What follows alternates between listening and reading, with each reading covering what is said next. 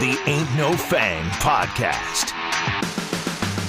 From Arizona Sports, Ain't No Fang. Hello, everyone. Welcome into Ain't No Fang, Arizona Sports Diamondbacks podcast, coming to you on a Friday. My name's Alex Weiner, and we got a pretty big guest joining us today. It is none other than All-Star, Silver Slugger, All-MLB second-team member, and the newest member of Team USA for the World Baseball Classic. It is Corbin Carroll. We chat about joining Team USA, what he's looking forward to in the WBC, some questions about the Diamondbacks and his offseason, and then we'll get to a couple of fan questions that are read off from social media. So without further ado, here's Diamondbacks All-Star Corbin Carroll.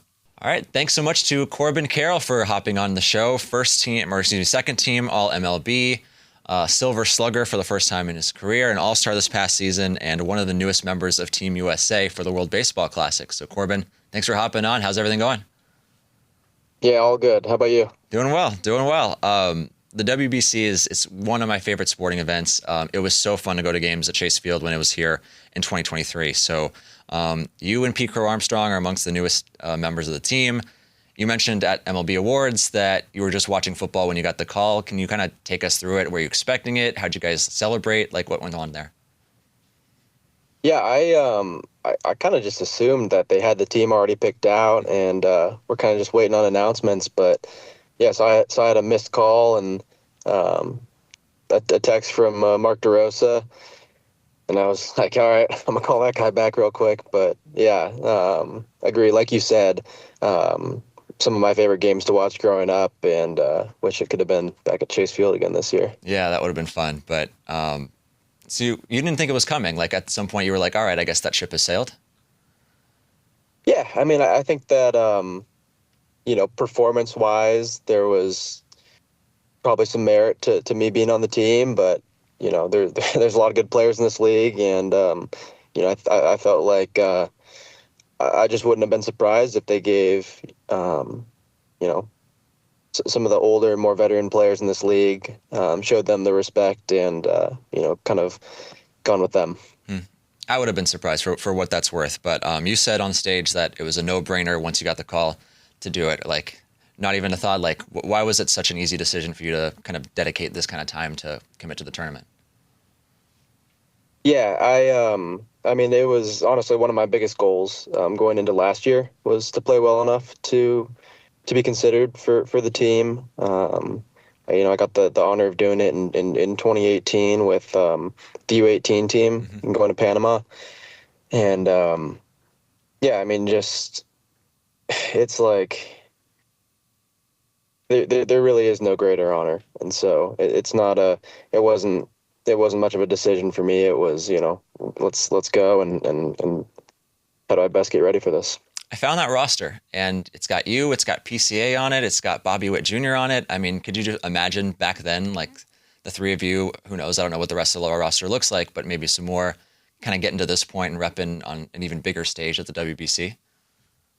Yeah, I think that, I remember talk back then about like how cool it could be, and if we were able to even just reconnect in the big leagues, much less on another Team USA. But yeah, that was a really, really talented team. Riley Green, CJ Abrams, a couple other names there that, are really making their names for themselves in the big leagues. And it's cool to have those connections. And yeah.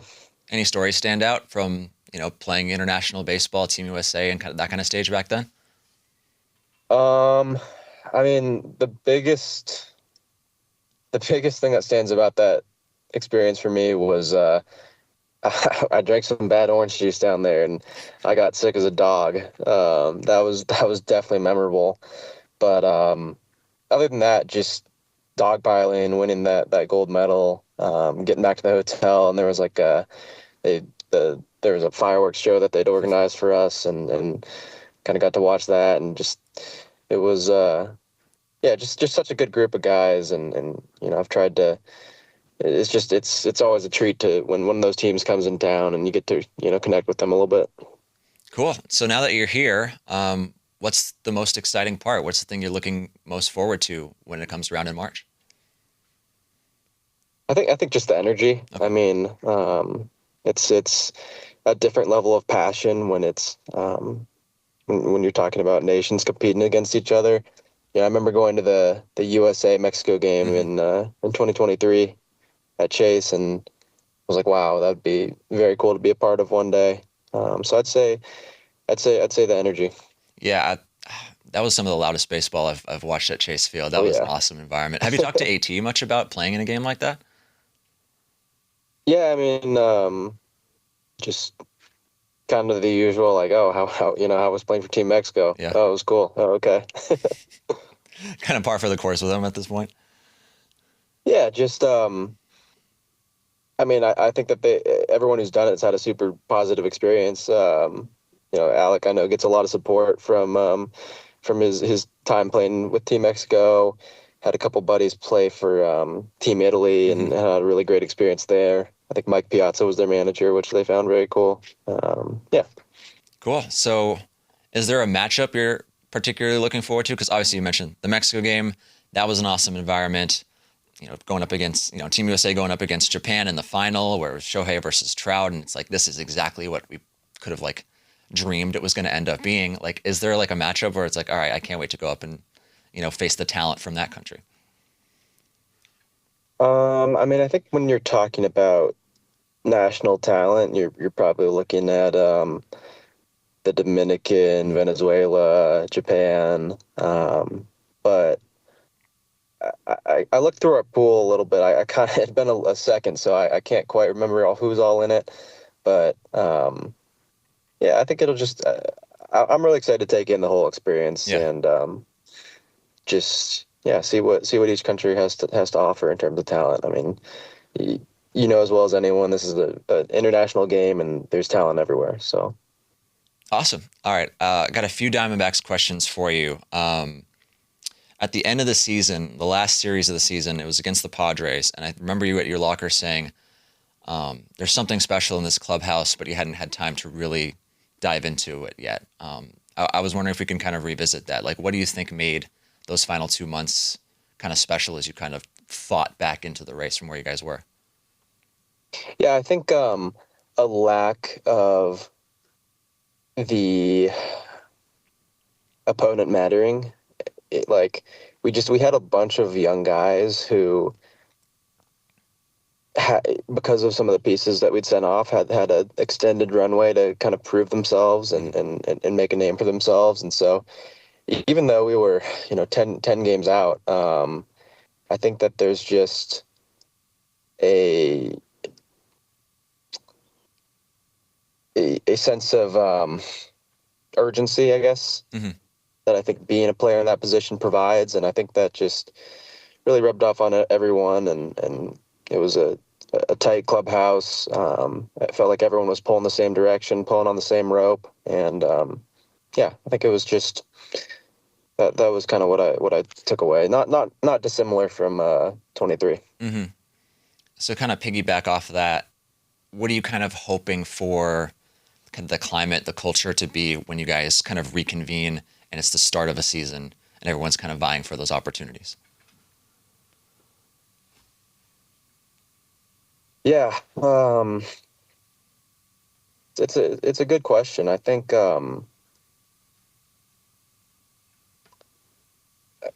I guess just you hope to see continued growth on that front and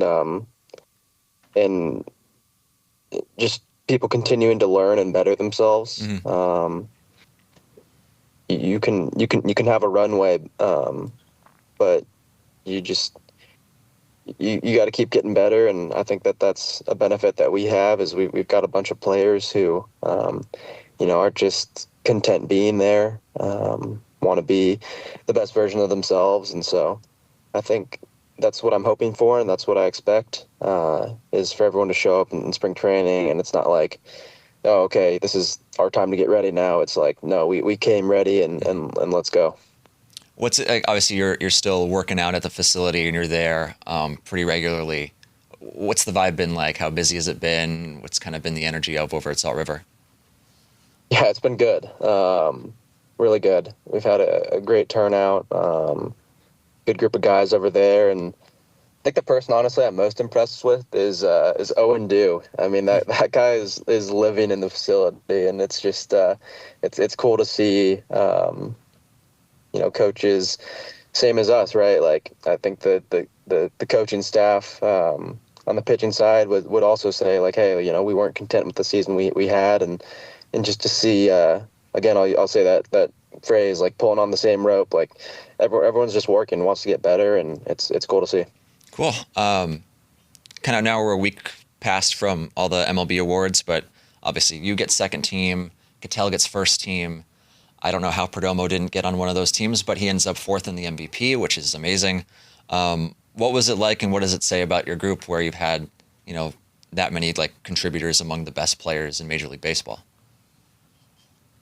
Yeah, it's awesome, and for the record, I would have voted him to be second in MVP. I mean, I think that guy had as big of an impact on the team as anyone but Shohei. But yeah, it's cool to see that recognition. I think Cattell's obviously been a very talented player in this league for a long time, and to see him continue to do what he does is awesome. And then at the same time, like Perdomo, to see his growth, it's just been pretty surreal. Like there's no other way to say it. Like he's gotten so much better, and it's really a pleasure to watch him and the way he goes about it. What do you think makes him capable of doing that? Like, obviously he's been a productive player for you guys for years, but the step up that he made this year was really dramatic. And what do you just see from him behind the scenes that allows him to kind of make those leaps? Yeah, I think that the bat to ball has obviously always been there. Mm-hmm. Like there's just some really positive traits have always been there. A lot of balls in play, not a lot of strikeouts, control the zone, walk a bunch. But I think the quality of contact numbers, jumped a little bit this year. And I think the exciting thing is there's still a lot of room for growth in that front. So it just makes you think like, what could this guy's ceiling be? But I think that a big part too is just his physical development. He's always been, kind of a tall, lankier guy, and I think just growing into his body a little bit. I think he's a pretty solid 220 now. So just some growth in the work he's putting in the weight room, that kind of stuff. I think that's also been something that's paid off for him. So we got 2,100 last year. Are we expecting 25? What do you think? 27? I don't know. I mean, I think the beauty with that guy is you can kind of ask him to do a lot. I mean, I think that he could set the table and, hit 300 with a 400 on base, or you could ask him to, slide down a little bit, slug a little bit more. I think, he's got the ability to do pretty much anything out there. And so I think, yeah, it should just be another very productive year for him. Sweet. All right, I got one more, and then I'll turn it over to a couple of fan questions from social media. But how do you, obviously you're working hard to get yourself ready for the season, but how do you kind of take in baseball kind of around the league, around the world, like at this time of year? Are you somebody who, plays MLB The Show or gets dialed in on, trades and free agent markets and all reading and watching and all that kind of stuff? Or I know you collect baseball cards. That's an avenue that you also stay engaged with it. Like, how do you take in baseball during your off season? Yeah, I'd say try and stay updated about and just educated about what's going on around the league, moves, that kind of stuff. And then I always love looking at whatever kind of comes across my screen, whether it's on socials or on just on the web, and just kind of keep learning about what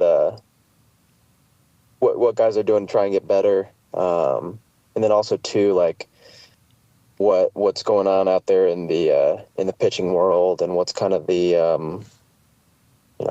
hot topic of the moment. some stuff there. Yeah. You mean like kind of like trends in terms of like what you could be seeing or what guys could be like, switching up or what teams are looking for? Like, what do you mean by that? Yeah, I think just trends overall within pitching and within pitching development. Like, yeah, I think there's just it's interesting to see, and just learning a little bit more about like what they're trying to do, I think is helpful. Cool. All right. I got a couple here for you if we're good on time and we're chilling there. Yeah. All right. So I'll start with one question. Hi, Alex. Would you mind asking him what specific area of his game he wants to improve in 2026? He was obviously focused on his arm strength going into 25. I wonder what could be heading into 2026. Yeah, I mean, I think that I'm trying to get some systems in place to monitor my in-game data with my hitting and kind of be able to tell if anything is trending in a way that I don't want. So I would say that's hoping that I guess brings something of more consistency on the hitting side. The arm strength is definitely an area that I felt like ticked up a little bit last year and want to keep moving the right way there. So definitely focused on that. And yeah, I mean, I guess so far this offseason, it's been more of like gaining some weight phase, getting to more of like a power and speed phase coming up here, try and get real explosive and be ready to go when that date hits in February. Sweet. And then one more I've got for you. It's a little bit more technical, but what is your approach left on left when the guy on the mound has a 95-mile-an-hour fastball and a slider? You dig in the box. What's kind of the approach? Because that sounds like one of the most difficult situations to face in baseball. But you hit lefties pretty well this past year. Thank you. Yeah, I mean, I think when I'm looking at a lefty, I'm probably starting with the fastball shape.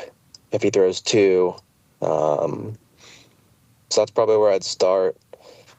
And then I would want to look at that slider. Is it more of a gyro, more of a sweeper? Is it depthier? Is there, kind of a guy that I can bucket him similar to? And then from there, looking at anything, with his release, if he's creating any weird angles, getting off to the side, has a tall release height, if he has anything that stands out in terms of extension or not, and basically just all trying to paint a picture of like, okay, this is how I think it's going to play when I get in the box. And then when I'm actually in the box, you got to make some adjustments based on what you see. But yeah, just trying to basically make a best guess. Okay, cool. One last one, just because it's really quick. But someone asked, "How is your cat?" I didn't know you had a cat. Yeah, I got two cats. They're good. They get mad at me during the year because I leave for a week at a time, and then in the off season I hang out with them more. So they start being affectionate again. Awesome. Fantastic. Well, thanks so much for taking a few minutes to chat. Really looking forward to the World Baseball Classic this year and looking forward to seeing who else joins you guys on Team USA. Awesome. Yeah, thanks. Thanks so much once again to Corbin Carroll for hopping on the show. That was great. Some other Diamondbacks news to get to because on this Friday, a lot has come down. A few minutes before we got started, James McCann reportedly agreed to return to the Diamondbacks on a 1-year contract. And shortly after we got done, the Diamondbacks announced that they tendered contracts to Kevin Ginkel, Jake McCarthy, Gabriel Moreno, Ryan Nelson, AJ Puck, Pavin Smith, Alec Thomas, and Ryan Thompson. They non-tendered Tommy Henry and Taylor Rashi, and then they officially announced that James McCann is indeed back. So lots to go over in terms of this offseason as we keep moving forward here. Keep it locked in on ArizonaSports.com and Arizona Sports for all things Diamondbacks. And thanks again once more for tuning in and listening. Thanks so much. Bye-bye.